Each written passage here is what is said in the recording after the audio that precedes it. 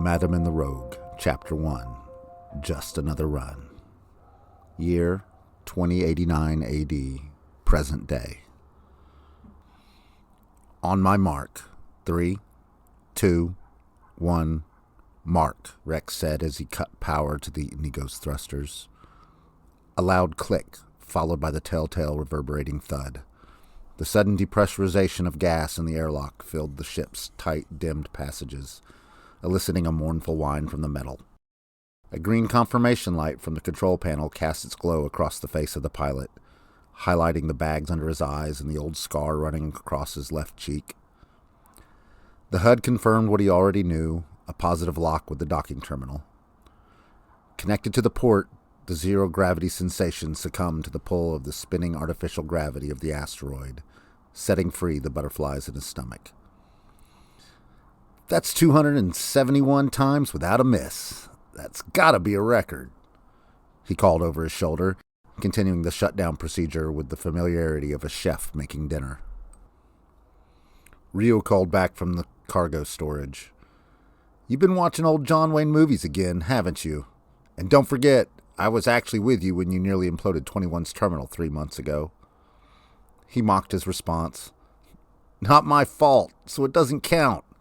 We both know they haven't done maintenance on the small terminals in years. It was only a matter of time. You know, if you would just upgrade the AI and enable the autopilot functions, this wouldn't have to be a thing. AI? You mean authority interference? If it were real AI, I'd consider it, but that shit was banned nearly 40 years ago. The current stuff is just an excuse to stand by for offload procedure. The Port Authority's transmission crackled over the antique intercom, shrilling against the bulkheads, interrupting the pairs back and forth. Roger, Inigo standing by, Rek responded in an irked, intelligent tone. As if we have a choice, he added under his breath as he killed the link. Watching the hustle and bustle of the docks and terminals through his viewer, he wondered if the port security comm guy even appreciated the meaning behind the ship's name. What a waste. The 3-week trip from Red 1, the superstation in orbit around Mars, left him groggy, exhausted, and in desperate need of some company. It could get real tedious running the delivery routes, something he knew how to remedy from his last 12 years of practice. In his line of work, he didn't have time for any genuine relationships outside his crew. It wasn't a life that lent itself to settling down, just the occasional fling or working girl on one of the colonies. If he was being honest with himself, he'd avoided anything serious since his early days in the shipping trade. Aside from himself, the only other crew aboard the Inigo to keep him company was his mechanic and engineering specialist, Rio Suarez. He joined a hop any time the old bird felt quirky or showed signs of its age, which meant, in recent years, Rio pretty much lived on board, spending even more time than Rek himself. On this run, Rio managed to patch up the climate control systems and tend to the ever-increasing issues with the electrical. The Inigo showed its age, and it was a leftover salvage ship from the earliest days of the first colonies, but that didn't stop it from being one of the most used and infamous vessels in service, at least to the eyes of its captain. It had been one of the original 20 cargo vessels entirely built on Red 1 in the first 20 years of the colony. It pushed 50 years old at this point, with so many retrofits it didn't have any original parts or pieces, right down to the hull. After 15 years of running supply between Blue 1, the first and largest of the Earth's orbital space docks, and Red 1, a corporation purchased it as a surplus unit and put it into service for another 15 years before they decommissioned it and sold it for parts. Rek's original partner ended up buying it, and the rest, that became history. He didn't mind its age or patina. In fact, it was his favorite part. The long, narrow corridor making up the main bay stretched 50 feet from the cockpit. All along the walls, elastic netting held secure a slew of items, from med packs to a menagerie of tools. Next to the starboard airlock, a couple of salvaged faded blue lockers out of an old gym on Mars served as a containment for their EVA suits and related items. Just behind the captain and navigator seats, 2 Murphy cots stowed themselves with latches to the bulkhead. When lowered, they revealed an immense personal library 4 shelves high, secured with a bungee system. He utilized the cots more than he cared to admit, opting to grab a nap and sleep within spitting distance of the controls rather than making his way to the rear of his ship to his official quarters. Something about sleeping alone in a bed with room for two made his anxiety shoot through the roof. It didn't feel right. Sure, the Inigo held itself together with duct tape and wire, but it was his. They were one and the same, two nostalgic relics with roots set firmly in the past. "How long till we're ready to push off?" Rek asked. Rio met him behind the cockpit, lost in searching for various nets for the tool he'd misplaced. "I'll need a few days to retrofit the wiring, or we really will have to push." Rek rolled his eyes. "As well, I'll need time to confer with the local parts dealers. The rest should be business as usual." "Well, it sounds like I have some time on my hands. I'll be at my usual haunts in the meantime. Call me if anything changes." "Aye, Cap." Rio gestured a salute while feigning the position of attention, twisting his face into a smirk. "Go ahead. Keep that shit up. See what happens, you lousy stowaway. It's not too late to toss your ass in an airlock." Rek shot back on his way to his quarters, middle finger in the air. "You wouldn't dare. I'm the only reason this turd doesn't implode," Rio said to his friend's disappearing backside. He'd been with him long enough to know how to push his buttons. Decorum wasn't a priority for Rek, as long as his commands were obeyed when necessary. The only actual issues between the two were in the way Rek would occasionally push the Inigo too hard in emergencies. They would argue and bicker for hours, not so much out of malice, but just to have something to talk about. Their familiarity mirrored that of siblings, with him having the role of the younger brother. He owed Rek his life, but Rek would never admit it out loud. He was only 19 when Rek caught his scrawny ass stowed away in a cargo container bound for the outer orbit rocks from Red 1. Most shippers didn't treat stowaways kindly, electing to either jettison them into space from the airlock or turn them into the nearest authority outpost or loading dock. Rek had no reason to do what he did, but he's thankful at any rate. After Rek established he posed no danger to the ship, he asked him to join him in the cockpit. Rek looked to be in his early to mid-30s back then, almost too young to be captaining his own ship, let alone to be doing it alone. Rek quizzed him on his family, where he grew up, and the hows and whys of his situation. He filled him in about growing up as a sanitation engineer's son on Mars until he lost his father and mother to the corporation wars, forced to live the rest of his childhood on the streets of Elon. Rio scavenged and thieved amongst other occupations, and early in his orphanage he proved adept at all things technical. No locked door stood a chance, and given enough time, hot-wiring a shuttle was within the realm of possibility, though he never had the opportunity to try. Some 10 years later, he still wondered why he lucked out that day. Chased by local law enforcement for years, they finally caught up to him, leaving him little choice but to get off planet in a hurry. With the clever exploitation of the lazy cargo elevator security personnel, he succeeded in making it to Red 1, free to take his choice of disembarking vessels from the port. The scene of that pivotal moment played in his mind like it was yesterday. Out of the story's tall windows, he scanned larger freighters bound for the 5 mega-rocks and a host of small jumper vessels at the secondaries. Security would be too tight on the larger ships, so those were ruled out, and that just left the independent operations and smaller authority transports. He walked along the terminal, taking in each of the birds, weighing the pros and cons as he went. Too new, too well-staffed, too authority. He needed just the right one. Out of the corner of his eye, he glimpsed an antique rust bucket sliding into port faster than any of the others. Clearly, this one was coming in manual, meaning no autopilot. It instantly intrigued him. This, apparently the oldest operating ship in the entire system. One thing he knew for sure, it had to be home to a ragtag crew up to no good themselves. Once it docked, he waited for the crew to clear the terminal, gave it a few minutes, and then snuck aboard right as the authority custom agents left. And that was that. These days, he takes pride in that same scrap heap that was his savior a decade ago. Like the majority of runs before, this would be much the same. Rek would saunter off alone to his local dive of choice, no doubt seeing Laude, and he would remain behind for the rest of the day as customs ran their inspection and the port offloaded the cargo. Afterwards, he would take his own respite, choosing to comb over this rock's boneyard, ripe with salvaged ships and parts, hauling back anything that was usable for the Inigo. Once satisfied with the score, he would find himself in the local Latin district and have his fill of his favorites. From there, he would be a trip to the Crater Hotel and a bottle of something strong. Repeat for the next 2 or 3 days, and that's the usual. He shook off the thoughts and refocused on the task at hand. The control panel sounded a beeping alarm as he pried it from the auxiliary electric station. Reaching in, he fished around for the insulated connector. Zap! Fucking hell! He yelled, jerking his arm away. A shower of sparks blasted his face and sent a shock through his arm. More of the same, indeed. You sure you know what you're doing there? Rex said, laughing under his breath as he made his way through the cargo bay and towards the lockers.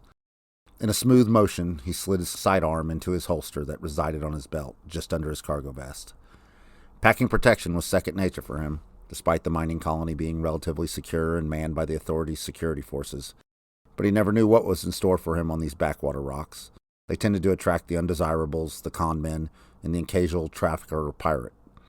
He had seen enough of the underbelly firsthand, on this very rock, no less, to know not to leave his safety to chance. On the surface, this presented another routine stop to the outer belt, shipping another standard round of cargo consisting of drill heads, food provisions, and the standard complement of mail and packages to the workers stationed here. In fact, the only details that separated this run from every other were the extreme distance of the orbit compared to the other mining colonies and his old friend Laude. Truthfully, she supplied enough reason for him to make the trip, but making ends meet with cargo sweetened the deal. Rek thought of it all as routine, but there was a little something extra, a feeling of something familiar that made it worth coming an extra week's travel from the nearest established colony, Blackjack City. He traveled to the outer belt many times over the years, but it still possessed an air of desolation, like a lonely village on the edge of a cliff, dangling from some distant floating island in the void with nothing but vastness of space beyond it. In reality, 2 more colonies were situated further out, one he'd never been to, Rock 140, and then the infamous Rock X, renamed after an insurrection a decade prior. The only delivery he ever made to the infamous colony occurred just prior to its fall, when he was still new to the shipping trade. He hadn't been back since, and had zero plans to do so in the future. Once was more than enough for 10 lifetimes. The airlock opened to the usual faces, authority custom agents eager to board and inspect his cargo prior to his disembarking, 2 agents dressed in the universal uniform, black utilities, black caps, all crested with the ominous A upon them. Matching Silver Authority-issued sidearms adorned their hips, capable of standard projectile, electrode, or incendiary explosive. He witnessed them in action a few times, and he knew that giving them a reason to use them would be foolish. He rarely agreed with the authorities' methods or its actions, but he tried to play it by the book. It was hard to believe he almost joined the ranks, going as far as interviewing for a head security position when the newly minted authority absorbed the fleet. If he hadn't injured his leg exercising enough to land on crutches for 6 months, he would have probably been one of them. He thanked his lucky stars every day, because the man he'd become couldn't even imagine donning the uniform. It boggles the mind, he thought, but much of his business was ironically for the authority. He tried to avoid shitting where he ate if he could, even if it meant swallowing his tongue. Captain James Richter of the Inigo, the agent on the left asked deadpan. You can call me the Dread Pirate Roberts, Rex said with a grin, feigning a bow. Excuse me? The agent asked, perking up at hearing the word pirate. You know, the Inigo. The Princess Bride? He slumped his shoulders in defeat. I knew I should have worn the mask. The Princess Bride? Sir, you're gonna... You know what? Never mind. I forget no one reads anymore. I'm James Richter. Call me Rek. Everybody else does. And for the record, you're missing out. Both the movie and the book are classics. She's all yours, boys. I'll be at the bar if you need me. If you have any questions, Rio will be here to answer them. And if you get bored, the movie is on the hard drive. Help yourself. Rek disregarded them both, looking past them to the terminal. He laughed to himself. Messing with authority for the millionth time never got old. Suckers. Rek passed them to the right side of the tube, but something didn't sit quite right. His stomach turned, but he kept walking anyway, trying to shake off the sensation. It must have been the onset of void sickness messing with his head, or so he figured. Staring into the darkness of the void for prolonged periods could make even the most solid crew crumble to paranoia and self-destructive acts. Even a seasoned spacer like him wasn't immune. His hands slid along the railing that lined the terminal tube, mimicking a kid on an escalator. The eerie feeling surged again, sending a wave of dizziness through his head, causing a sensation bordering on a blackout. If it weren't for his opportune play acting with the railing, he surely would have face planted. But as quickly as it came on, it passed, and his footing was regained. "Come on, Rack, get it together," he said to himself. He would throw back whatever dark liquor he wanted in a few minutes anyway. Then he'd just be tipsy on purpose, void sick or not. The agents continued on to the Inigo behind him, but he didn't look back, trying to put the weird feeling behind him.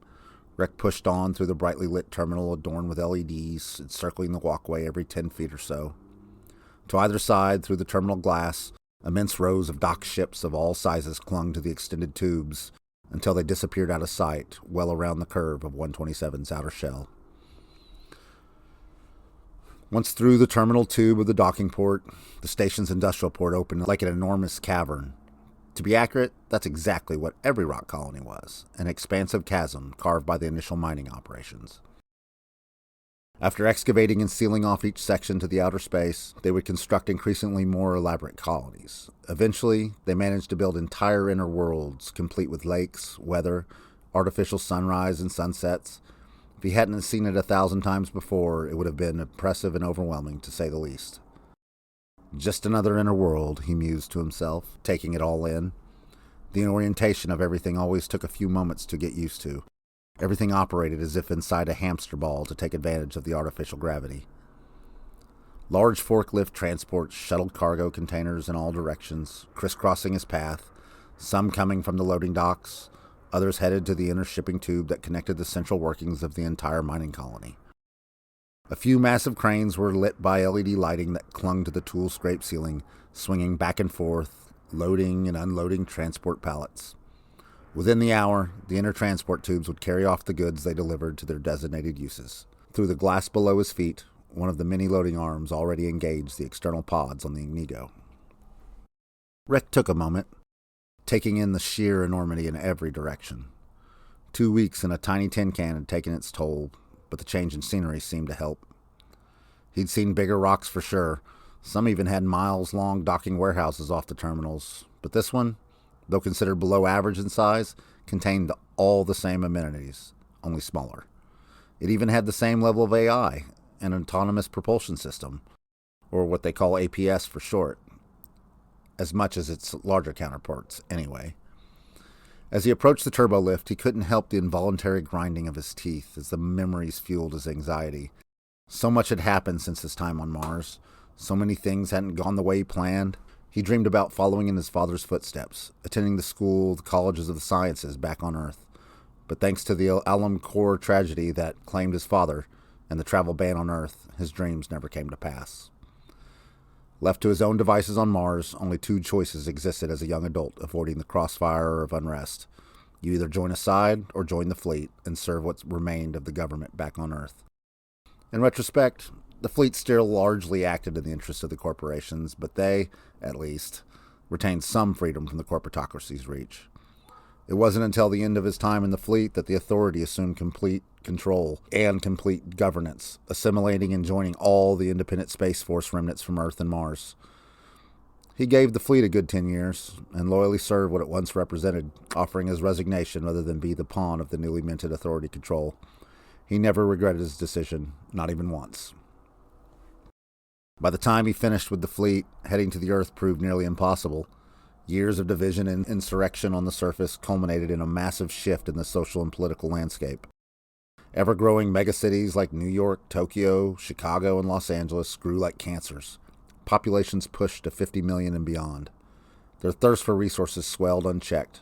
Inevitably, the less populated but resource-rich regions of the world took on the burden of supplying every need of the much more technologically advanced and forward-thinking population centers.